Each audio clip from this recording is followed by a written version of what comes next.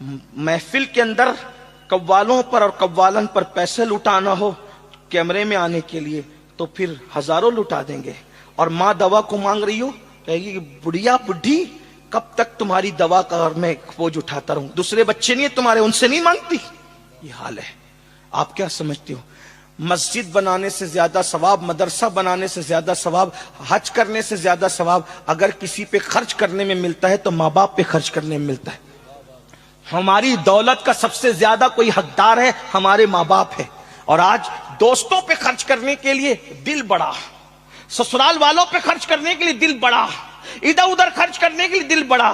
اور اگر سنیوں کا مجمع برا نہیں مانے تو, اور میری بات کا مفہوم مخالف مراد نہ لے تو کہوں پیروں پہ بھی خرچ کرنے کے لیے دل بڑا. ماں باپ پہ بھی اتنا ہی خرچ کرتے ہو؟ پیر صاحب کی دعوت کی تو کار سے لے کر کے چوکھٹ تک کے کپڑا بچھایا, کبھی اتنی عزت ماں باپ کی بھی کی؟ میں یہ نہیں کہتا پیروں کی نہ کرو, بالکل کرو, آپ کے پیر اس قابل ہیں. سرکار غریب نواز نے یہی فرمایا کہ کئی لوگ ہاتھ چوم کر جنت میں گئے اور جائیں گے جنت میں, لیکن آپ سے پوچھتا ہوں پیروں کے بالکل ہاتھ چومو, پیروں کی خدمت کرو. کیا کبھی اپنے ماں باپ کے بھی ہاتھ چومتے ہو؟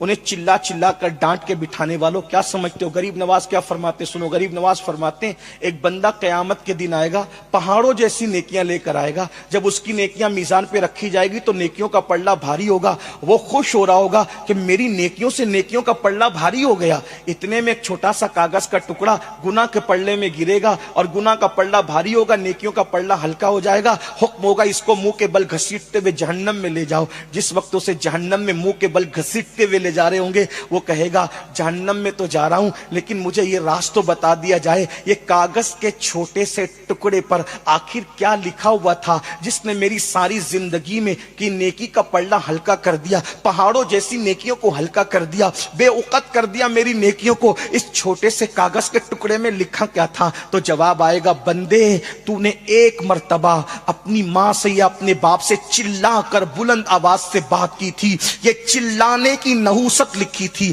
جس نے تیری پوری زندگی کی نیکی کو ہلکا کر دیا. آپ سے پوچھتا ہوں ایک بار ماں باپ سے چلا کر بات کرو تو اس وقت تو تمہاری ساری زندگی کی نیکی ہلکی ہو جائے. اللہ اکبر.